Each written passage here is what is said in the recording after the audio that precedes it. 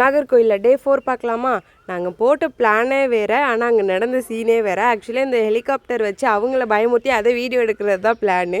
ஆனால் அங்கே என்ன நினச்சினா அவன் ஆன் பண்ண ஃபஸ்ட்டுக்கு மேலே வந்து விழுந்துருச்சு. அது தென் ஈவினிங் போல் நானும் வினி அம்மா மதியானம் எல்லோரும் கிளம்பி இன்விடேஷன் கார்டெலாம் கொடுக்க போயிட்டோம். கொடுத்துட்டு ஈவினிங் வரும்போது ஹோட்டலே சாப்பிட்டுட்டு வந்துடலான்னு சொல்லிட்டு ஒரு ஹோட்டல் வந்து போயிருந்தோம். அந்த ஹோட்டல் நேம் வந்து எனக்கு நினைப்பில்லை.